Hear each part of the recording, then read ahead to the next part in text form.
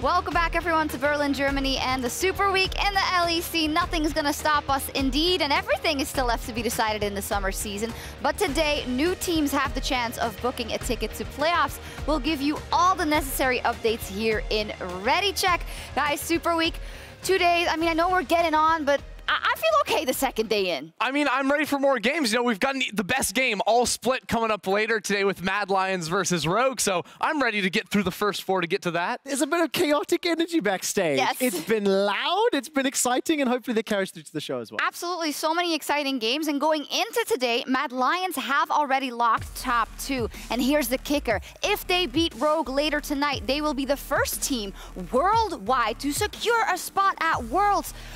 What? That is insane. Absolutely insane for a new organization with 4 rookies that starts at the beginning of the year to be the first team worldwide to go to Worlds. And also, you know how much I love my stats, right? Statistically, 100% of all teams in the last 5 splits that won the regular season won the playoffs. So, if history repeats itself, as it have 5 times in a row, it's going to be insane. Sounds like Glad Lions to me, is all I'm going to say. We'll see. I mean, I just want to see, like, whatever they have prepared for that, if, you know, for the win moment. The thing is, it's not all sunshines and rainbows, though. No. Because the Schalke Miracle Run is at risk of ending. But it's not only Schalke's Miracle Run. They play Vitality in the first game of the day. If Vitality beats Schalke, they not only end the Miracle Run, they eliminate Origin. Yes. And also, I mean, saying it's at risk of ending, it's kind of a given. It's a miracle run, Trevor. It's not a walk in the park. They keep rolling natural 20s. Like, they keep winning. Yeah, and they're not going to stop either. They got Gilius. Everything's going to be fine. The other area of the standings we have to take a look at is like the SK, Excel, Fnatic. Of course, Excel play Fnatic later today, but they're all battling against each other. They have almost their own fate in their hands. Yeah, exactly. Their own fate in their hands. I was just going to say that must be a good feeling into day 2. If you're Fnatic, if you're Excel, if you're SK, if you go 2-0, you make it in, and that's it. And it must feel good for some of these teams to at least have that in their own hands. I know we're going fast. We're excited, but if you missed it yesterday, Mad Lions, Rogue, and G2 are all locked for playoffs. G2 did make it. Let's also look at the predictions that we sent out yesterday before the show. I don't want to. See, you know where we are. I really don't want to. I'm just going to say, Why? Ooh. So why? I made a bad decision, and my first rule of my predictions was that Misfits were going to make it in. I was wrong. How can that be a rule if you're supposed to predict it? I'm big enough to admit that I made an incorrect prediction, and I'm not looking forward to it. You have Origin, so get off your high horse. Okay, no, but I needed Origin because, as you were saying, like Schalke don't Vitality are going to win, and 2 of your 4 are out already. Like, so we're not doing. I think Schalke is the most likely to be right. It's not enough for him to be a boomer. He has to like just kick in all our hopes and dreams for the miracle run as well. That's the way. That's how it works. Forget like destroy everyone else's happiness. Forget that Origin aren't going to make it. Like, I was the only one that voted Schalke. All these non-believers out here saying, oh yeah, we believe in the Schalke Miracle Run. Meanwhile, 0 people besides me predict it. Okay, we got to calm down. I just got the note that we're going way over time for this first segment already, so I'm going to keep it moving. Yesterday, we did receive a hidden clue for the LEC script. Check this out. Gilius, King of Lee Sin, ascend to godhood and grant me this win. Yes! Yes! I am God! Fear me! Fear me! Gilius is God. Like, it came true. You know, yesterday he was mixing things up. He was playing Sejuani and still assassinating people on the champion. It's just like, I don't know what this man can't do because he's shown it all. Yeah, no doubt about it. I think he's going to win today. I honestly do. It is a miracle run. It's magical. You just said the opposite. I just did it. You literally just said the opposite. I know. Flip-flop. This way, I get to clip out the one that is right and say that I was right the whole time. All right. Now, you know, it's not all sunshine and rainbows. Even if Schalke win all their games, only 65% of scenarios have them moving on. But I think if you started at like a mental 0 a couple of weeks ago, that's pretty good. Significantly better. Take it. And Much the fact better. that everyone else keeps losing means that that maybe the chances are up there, but we'll see. Exactly. The LEC scriptwriter, he didn't stop there. Just look at this next hint for playoffs. Okay, I guess we're ramping up, so I'll take it a little more serious too. Can I use a few of my buffs in the next encounter? Oh yeah, sure. Which buffs do you want to use? Let's do the World Finalist buff, the MSI Champion buff, the back-to-back MVP buff, the back-to-back-to-back LEC Champion buff, and yeah, the Caps buff too. Okay, altogether that's plus 24 to domestic performance. I absolutely love Frosk's acting in that clip. First of all, counting with the kitchen mitt on. Secondly, the look at the end. And thirdly, all of the buffs activated, G2 are looking much scarier. Like, Caps has been a bit of a one-man army. He was the last one called out in the Caps buff. But when we actually see how the team is playing, how they won their game yesterday, they seem to be finding the gears just before playoffs. Yeah, we're seeing a bit of a return to form, specifically around how they approach team fights. And that was my biggest takeaway from their game yesterday, is the way Wunder set up the flanks on the tank Cho'Gath was absolutely incredible to see. And this is the thing that reminds you of how good G2 are in the fight around Dragons, and something that's going to be a real threat for teams that face them later this year. Yeah, and we get flamed all the time. Why do you keep mentioning G2? They're losing. This is why. You just can't get around it. Also, they're a team in our league. Yeah. True. They True play here. that. Now, finally, everyone except for Fnatic seems to know what happens when you pick Pyke support. I think I figured out a way to make this work. I'm gonna make all my players happy by letting them pick their comfort. So Hylissang's gonna play Pyke. Hylissang on Pyke, you say? You do realize that if the enemy top laner picks Camille, your day will just be ruined. It'd be awful. Yeah, but he really likes Pyke, and I mean, no one plays Camille anyways. Okay. G2, you're playing Fnatic. Hylissang just picked Pyke. What do you do? I guess I picked Camille. What a surprise. Yeah, it says here you don't even need to roll. Fnatic lost in draft. That's not fair. You literally just told him what to pick. Medic's gasp of astonishment was exactly the same way we reacted on the cast yesterday, because Fnatic literally did it again. We're like, oh, it's a Pyke spot. Oh, top lane hasn't been picked. Here comes the Camille, and Hylissang can't do anything. When we talked about this in rehearsals, Shucks, you said, like, should the scriptwriters be given a raise? Like, all the information was out there. What I also remembered is at the beginning of that skit, both OG and Misfits were locked outside of the door. They weren't even allowed in. True. Like, that skit was so accurate, it's terrifying. Yeah, Fnatic might miss playoffs for the first time in the organization's history, and I know we kind of making jokes here and there, we're trying to keep it light, but it is very serious, and it's even more serious if you can seemingly predict the mistakes they are going to make. Yes. And we're going to see if they get back on that horse today. But for all the latest updates on LEC Summer, here's our playoff checkout with... I've got it today. No, I've got it today. Look. This is Medic's thing. I definitely did not stay up until 2 a.m. drinking Red Bull, looking at all the scenarios. I definitely did, lol. There's 1,024 scenarios remaining, and right now, no one is eliminated. Can you believe that? No one, I need my graphics. No one is eliminated. I wanted to start my segment looking at how Schalke can advance. Out of the 1,024 possibilities, 180 of them. I do these. There's 100. I did a lot of research. Trevor, you know. I've got it. No. It says Why does it say medic? Medics. Go over there. I'm really sorry, guys. You're going to have to deal with him. Fine. Look, guys, it's okay. It's okay. You don't have to deal with him. I'm going to handle this. He's going to go have a sit down. So here's what you guys need to know. We have 1,024 scenarios left. Every game we play cuts that in half. By the end of today, we'll only have 32 left. This is crunch time. This is where it all matters. And I'm going to try and make it as clear as possible for all of you at home. But I know it's a lot. If you want to follow along, you can go to LEC. You can go to the LEC folder sheet at lec.gg/foldy-sheet-summer. That's where you'll get all the information you need. So what can I tell you to start off? Well, Mad Lions, Rogue, and G2 are locked. Mad Lions are secure in the top 2 no matter what. Rogue definitely have top 3, and even though G2 can actually still end up in 6th place, they are going to playoff. So which teams can lock today? Well, if XL beat Fnatic, they're in playoffs. They're done. They get it, right? First time in their history. SK and Fnatic can also secure a playoff spot if they win their last 2 games. They all have their fates in their own hands. But because Fnatic play XL today and SK tomorrow, things are likely to get a little bit muddy when we look at those teams at the end of the split. Alongside this, if Vitality win today and tomorrow, they secure at least a tiebreaker game for a playoff spot. Meaning if they continue their run of form that's had them beat Mad Lions and Rogue in their last 2 games, and they keep on winning, Vitality are going to playoff. Now, you might all be thinking, you know, we've been praying to God Gilius. Where's the Schalke 04 miracle run? Well, in the remaining scenarios, Schalke 04 make playoffs in 17.6% of cases. In fact, they can actually lose their game tomorrow and still make it. However, they have to win versus Vitality today. If they lose, both Schalke and Origin are eliminated. Schalke purely wouldn't be able to get to the 8-win cutoff that we'll have for playoff, and Origin would be eliminated because of the head-to-head record they have against all of the teams around them. Everyone can still make playoffs, but there are 7 teams fighting for 3 spots.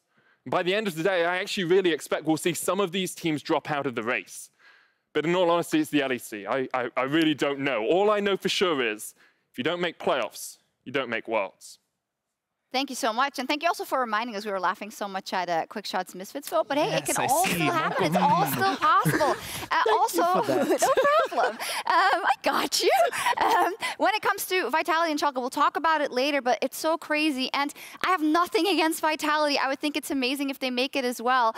And also, like, knocking out both Origin and Schalke by winning. Insane. Oh, the drama queen in me loves it. But, you know, I also, I'm conflicted. Let's move on. In LEC Super Fantasy, it's all about picking up the 5 best players to lead your team to victory, logically. But you can give yourself a boost by pairing the right player with the right card. Okay.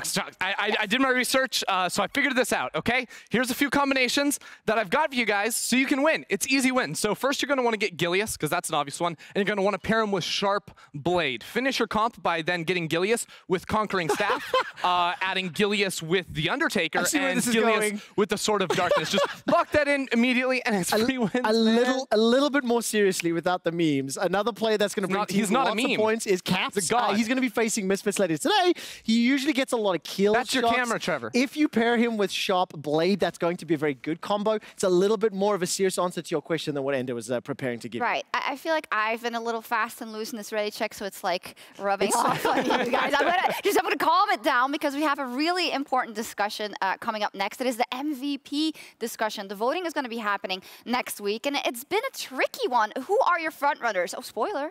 I made this list, okay? So already Gilius. Okay, okay. Trevor put Patrick up there. I chose these 4. Do I have to put you 2 in a timeout? Later. Just him. All right, so we got Gilius, who's single-handedly carrying his team into the playoffs race. Caps, who, while his team has been absolutely terrible, has consistently carried. Kaiser, mid-split MVP, an absolute genius, as well as Larson, who's played so well in the mid lane. Yeah, and I think one of the things to highlight before we actually dive into the more in-depth stuff on the players is the fact that it's really important to define what an MVP is.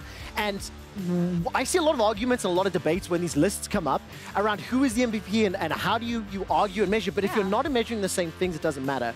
Andrew and I were talking during rehearsal, and we were talking a lot about how it has to be based on the performance that the player has in-game, the value that they bring their team, and obviously the impact that they have. We're seeing Gilius on screen, and I know that was your pick, Ender. Yeah, so I will vote Gilius for MVP if he's able to carry Schalke to the playoffs, because this man comes in and changes everything. Schalke were sitting all the way at the bottom of the stands. I think they had 1 win. He comes in. They're now on an absolute tear, and in every single game, it's not like he just comes in and now the whole team is playing better. They are, but Gilius is absolutely smurfing every single match. But what you're saying is it is completely contingent if they make that miracle run happen, otherwise not. All right, moving on, Gilius. I think he's a man on everyone's lips, right, nowadays. But I heard Caps as well, and in that category, he's also been carrying. I genuinely think you could shake Ender's exact speech he just gave for Gilius and just change the name to Caps, and it's very fair, right? And I think Cheetah, although they have already locked playoffs, he has consistently been the only good performing player on G2 Esports. In recent weeks, the remainder of the team have stepped up, but frankly, they are still playing as a shadow of them former selves. Whereas Claps right now is having a breakout split. I'm incredibly impressed with what I have seen from him.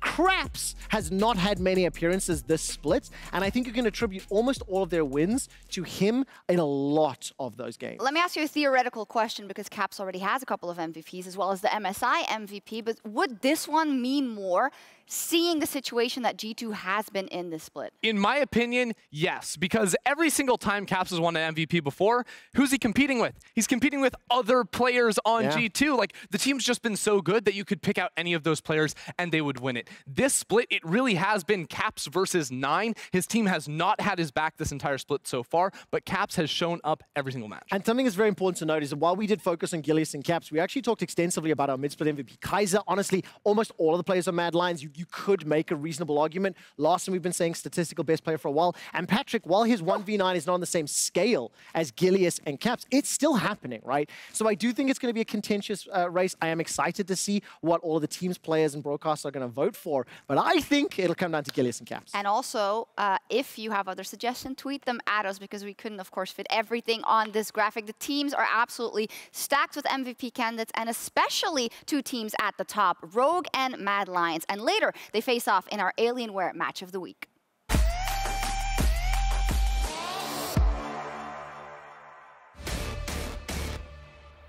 Mad Lions and Rogue have proven week on week that they are our 2 best teams in the league.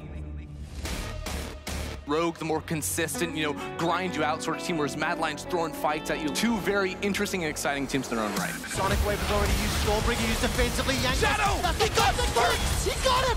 Just leave it to Shadow to find that insane play on the Lee Sin.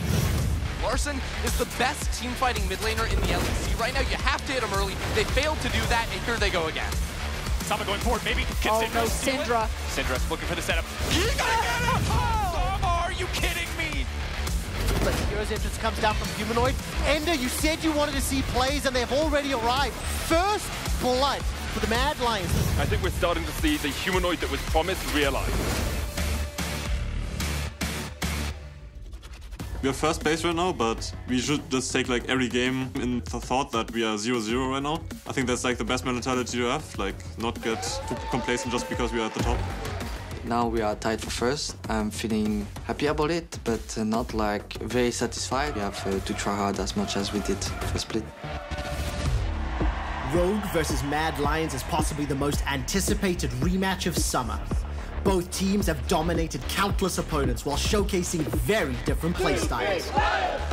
Even more due to the playoffs format, if either Mad or Rogue win the summer split, their spot at Worlds is guaranteed. Yeah, I mean, Worlds is the only thing that's on our mind. If we wouldn't make Worlds, it would be a massive disappointment. I mean, our motivation is like for sure just getting to Worlds. Each one of these players wants nothing more than to declare themselves the best in the LEC, and there's no way around each other. Although Rogue lost the last time they met, the odds are different and the stakes are much higher this time around.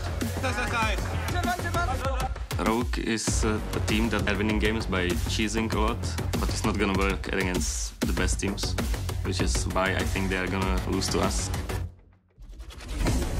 This is what modern, peak European League of Legends looks like. This match features the best talent the EU has to offer. Young, eager, hungry, and with unlimited potential. Kaiser right in the back line. The exhaust goes down, but it might not be enough. Hanzama's going to be in trouble. Almost one shot. Kaiser desperately wants to finish the kill. He's going to grab one. Arome buys space. And now Arome gets to slice and dice his way through the Rogue lineup. And this is the game. Mad Lions they look really good right now. I think when you look stylistically how they match up against Rogue, it's going to be pretty favorable for them. And Rogue send a clear message to anyone who doubted their pedigree as they destroyed Fnatic. With the regular split coming to an end, all eyes are set on the battle for first. Who is worthy of taking it all? The glory, the title, the crown. Great stuff. You can also vote at home right now. Who do you think will win our match of the week later today? Mad or Rogue? Spam Mad or RGE for Rogue. And I'd like to tag on to something that I heard Ender say also in this video, the stylistic difference between these 2 teams, which to me is so exciting because you have 2 top teams who look distinctly different in the way they execute. Yeah, and I think if you frame it as simply as possible, you'd look at Rogue, who is a very objective-focused team. They're not a slow team necessarily, but they fight you over a red buff, a tower, a Dragon, these types of areas, whereas Mad Lions are super scrappy, always trying to innovate and to find different and interesting ways to attack you. And that's why when I see these two teams clash against each other, I feel like Mad Lions have the edge because they are the less predictable squad. And also the more explosive, more exciting. There's essence of 2019 G2 in there. We've had that discussion. Mad Lions at their peak, how close are they to where G2 were at their peak? And we've had that debate, right? It's crazy to think that both of these teams are this close to not also the World Championship, with Rogue locking in top 3, with Mad Lions, if they win, they're guaranteed Worlds. Obviously, Mad are the favorite team. I think when you look all split long, I mean, fans voting it as well, so thank you for that one. The thing that I find very interesting is that every time somebody has underestimated Rogue, they've been able to pick up a win. Yeah. Every team that's gone out there and been like, Rogue are not that great, Rogue are not that impressive. They're second in the league. They've conceded fewer losses in the majority of our league, so they're very, very good at what they do. And it's going to be up to Mad Lions to get, break that spirit. Oh, it happens so often. Yeah. So often in the middle of the split, we have the teams that are like, well, we can beat them. We're just whatever, not prepared or whatever. No. You just can't underestimate people, especially not in week 8. Also, the mid laners were such a focal point yesterday. And it's hard for me to make it out. Larssen versus Humanoid, both fantastic, both top of the league in terms of the mids, but dropped a few.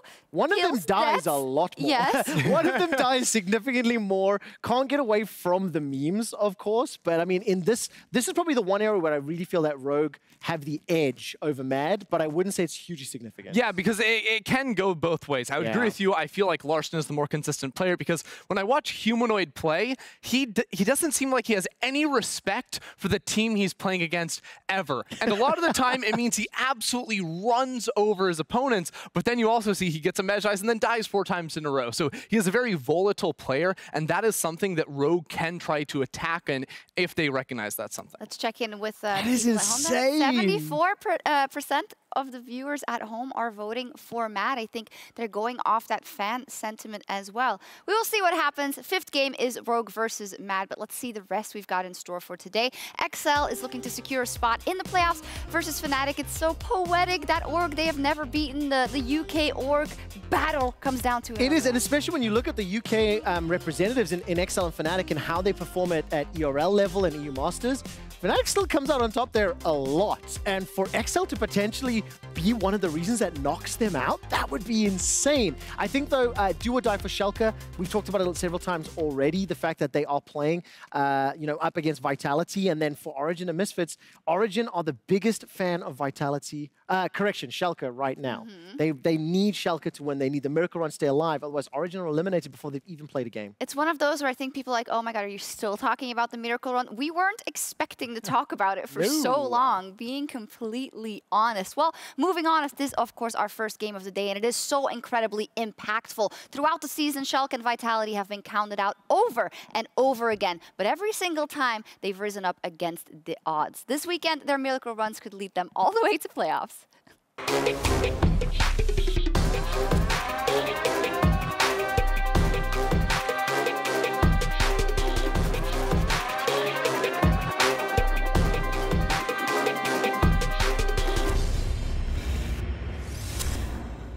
Yeah, again, none of these teams have their destiny 100% in their own hands, but that's what you can expect if you leave it to the last day or the penultimate day to qualify for the playoffs. But I think what I want to focus in here on is that we talk so much about the SO4 Miracle Run, but the same goes for Vitality, and they've flown under the radar, but they have that same possibility today. And it happened in almost the exact same way, because Schalke bring in Gilius, the jungler who changes everything. Vitality, they brought in Skeens, who also, gave some fresh looks to this lineup. And it seems as though, especially if you look at what Vitality were doing yesterday, they came in with a strong early game plan. Skeens was super focused on taking early game objectives, and in a meta where it seems like the one to race to the early Dragon Soul is the team that's going to win, these types of plans are almost always going to result in you being in a great position to win a game. I mean, yesterday during Ready Check, Dracos and I talked extensively about Skeens and Milica and how they were comboing up and how good they have looked together.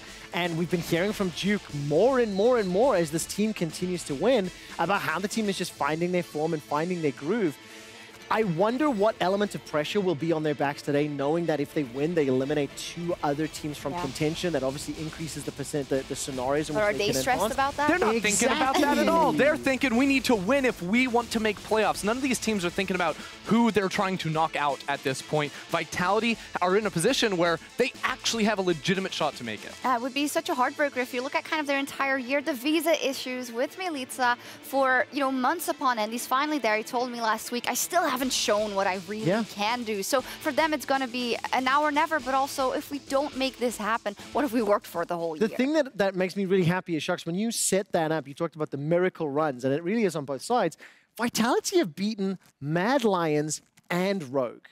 And like when you actually stop to think about that for a second, that the victories that they have picked up really benefit the top of the table, the potential for playoffs. But honestly, the fact that they've lost so much to teams around them makes it very, very difficult in making it into playoffs. I don't know how to reconcile that, and it's going to take a long time to truly understand how the hell this split played out the way it did once we eventually wrap it up. I mean, that's something that I don't think we're ever going to understand, Trevor, how topsy-turvy it has been. I will say one other factor for Vitality I think has improved is actually Comp down on the bot side, because I think he came in spring as one of many different rookies, flew very much on the radar, didn't impress a whole lot. But in these games where it has been much more team fight focused, AD carry focused in the meta, Comp has stepped up over the course of the split. And when he's on picks that he feels comfortable on, he's doing big numbers later on. If I can also quote something that Law said backstage yesterday, Greek Caitlyn players, man. Comp yesterday played exceptionally well. And for those of you who may be forgiven for not knowing where that reference comes from, it just really stuck out in my mind. I think Comp and Labrov, also definitely one of the unsung heroes, I think, of the squad. They have been playing fairly well. We have a little bit more time than the timer indicates before we get to Champ Select. So let's zoom in on that Caitlyn for just a bit, because she's been absolutely crushing it. There's a new sheriff in town, and she's been around. What's going on with Caitlyn? 6-1 so far. Nothing seems to be able to beat it. Well, I've heard the rumors that there's no counter to Caitlyn. Did I get that quote right? I mean, so yesterday I said, is Jhin a counter? And you put me down so hard. You were like, no, it's not a counter, it's playstyle. And I think Kazi also said that officially there's no counter. And then I think it was Perks who was like, the only way to counter Caitlyn is to attack in the bot lane. I think that there are 2 ways you need to think about it. First of all, it is the G2 mindset. And I think the way a lot of teams feel about this Caitlyn is there's not really champions that can beat it in lane. So you need to think holistically. How can you get your jungler down to the bottom side of the map for both sides? Because Caitlyn wants to push and start whacking away at towers. So if your jungler, can invade the enemy side, it gives you so much pressure over the map. Whereas the enemy team also wants to be down bot lane to try and gank that and attack and kill that Caitlyn early. And we just saw on screen there 6 wins, 1 loss. Yesterday we saw 4 Caitlyn's played. In all 4 games, the opposite bot laner was a Jhin. And we've heard from a lot of players and talking about the play style of how Jhin can combo the trading patterns with the 4 shots, etc. The thing that I found very, very interesting is in terms of those quotes, just to double down on it. Kazi saying there's no counter, Perks coming back and saying, well, you counter with the way you play as a team. And Perks and Jhin is the only player and team to have been able to upset the apple cart for Caitlyn. Yeah, but I want to know, where's the Ashe, right? Because we're seeing that so much over in the LPL, especially as a champion that with her volley can actually contest the wave push in the lane. You also want the range. That's where Jhin and Ashe are both going to provide a lot of value in trading against that Caitlyn. But I think what our teams have shown us is that with a Jhin, he has access to CC on his W from very early on into the game, pre-level 6. You can see in this trades with G2, even though Perks is only level 2, they're still being able to catch out Crown Shot and deal a lot of damage. And it plays into the idea that European teams don't try to beat them in lane just passively. We're actually going to attack that champion. And super quickly, that was one of the hooks from Mickey that did not flash and tag into a wall during the course of the game yesterday. Pros do it too. It was very fun. Good point. Back to this matchup. Vitality versus Schalke, where Caitlyn, I think, will be a very contested pick. Probably banned out even. But for Schalke, it is so important. And it's when talking to Grabs yesterday, we were asked, well, hey, do you think Schalke will do it? And he said, well, I think it's the hardest to get to the finish line, to get those final 2 games with all the pressure on you. I'd argue, well, winning 5 in a row is pretty crazy too. But you just have to think about, they can't for 1 second slip. They can't for 1 second get into that mindset of, oh, damn, if we lose, it is all over. And that's just so incredibly hard. And it hasn't felt like I'm seeing that like nervous, you know, energy from them either, because when they first started winning games, like they were jumping up out of their chairs, hugging each other, going crazy. Yesterday they win and it was business as usual. And that is a difference in mindset for this team. They're used to winning. They're expected to winning after these couple of weeks. And they're going to come against Vitality and say like, this should be an easy game for us. Now, I've got my calculator open, and the reason I have that is I need to just take a look at something. Right. The reason there's been no pressure is the miracle run has not been real. We've memed about it, we've joked about it, but frankly speaking, I don't believe for a second that anyone Schalke outside of Gilius actually thought it was going to happen. Today, coming into the game, out of 1,024 scenarios, 180 of them had Schalke advancing. If they win this game, that drops down to 512 scenarios remaining, of which 65% of them, up to 65% of those, can have them advancing. That makes it real. That makes pressure, right? And I think once you have hope, you now have something to lose, and therefore it can have an impact on your game. I think today would be the day that Schalke would lose. If they win today, they win tomorrow. I don't care. But I think it's really, really important to put yourself in the shoes of the players and go, when you start a split with 8 games losses and then you start winning a few, nobody really, truly believes it. You may hope it, you may want it. But this is now the tantalizing close, and this is where the heat gets turned up. It's so frustrating because Schalke has pulled this a couple of times. They did nothing for most of the split, and then they go on these crazy winning happened sprees. in spring. Yes, and this is the first time that it is so incredibly close. Now, we talked a bit about Vitality and about, okay, Skeens has obviously been a factor that has really stepped up. A bit of praise for Comp, too. Tell me something I haven't heard about Schalke, because Gilius, yes, he's beast in it. Who else? Have you heard of Dreams? Dreams in the bot side? You love it. Hey, look at that. There's Dreams right there. He's insane. Okay, like, and the thing about Dreams is for a long time. I love that we're seeing the zoom in now. This is great. The thing about Dreams is like his Nautilus was on fire. He's finding these picks. He's doing a lot of really impressive stuff. And then yesterday he tries out the Bard, so it's a very different type of champ. You know, ranged and lane harass. You know, the ultimates he was able to pick off Reckless a couple times. And it was absolutely huge. Yeah, Chimes. You know, Shox has got it. Just chimed in there. Wow. But I do love what I'm seeing from him, because it does feel like that's the tag team to Gilius. Because in a lot of the mid-game scenarios when Gilius is roaming around attacking people, yeah, he gets the headline, but Dreams is right there next to him and just as important in getting the kills. I'm really happy to see Odoamne looking happy and you know, performing well in game, actually having meaningful impact, whatever champion that he is playing, because that wasn't the case for a little while. We did see the players on screen. He was also looking really comfy, threw his feet up on the desk, and obviously, I think he's going to have to be somebody that'll need to keep everybody in line and in check today. If Gilius is super fired up and ready to just throw down as he always is. Yesterday, he led from the front from Sejuani. Let's see if he can do it again. Yeah, we'll see. Still a little delay. Very nice, like, ending statement, it seems, from Trevor, but we're getting in there. Also, I asked Perkz yesterday of something that we can impossibly quantify, being players are from home. What kind of an effect and what kind of a percentage effect does that have on the results? Perkz said, I think it has an effect. He particularly called out Abbedagge and said, normally Abbedagge, now Faker Daga for some reason. I have to jump in on this, right? And I actually think it is one of the least told stories within League of Legends, and it kills me. I come from an FPS background, and any FPS in the world, no matter whether it's Call of Duty, Counter-Strike, it'll be Valorant at one point, there are onliners and there are offliners. There are people who can perform with ping from the comfort of their home, and there are people that can perform on a stage with lights. And I think we've never had that scenario. League of Legends has been extremely fortunate since the LEC started in 2013 that we've had a stage. It's only been this. Online tournaments are not really a thing. So that discussion and that performance disparity is not common knowledge. And when I brought this up weeks ago, I actually got flamed on Reddit and socials. But I feel really strongly about it. And I think it is huge because for players and performers like G2 and say Fnatic, that pressure, that immense focus, the lights, the weights, it actually amplifies you and your certain skills. Yeah, 2 things I'm just going to add to that is it's because it is hard to quantify, right? Yes. And it completely depends on player to player. Second note, it's been a while. You now, if you're a pro player, you have to adjust to your circumstances. You said this yesterday. It's so good. And that's just what it is. And right now, it's going to have to come down to it for both Schalke and Vitality. They have all the comfort of their own homes, of their own studios to play, but they still have to make it count on the Rift. We'll see what happens. If you are just joining in, we do have a small delay getting into picks and bans for Schalke versus Vitality. League officials are working to get everything ready. We'll keep you updated. I thought we were ready. So there we go. We are ready! It's do or die here for Schalke as they hold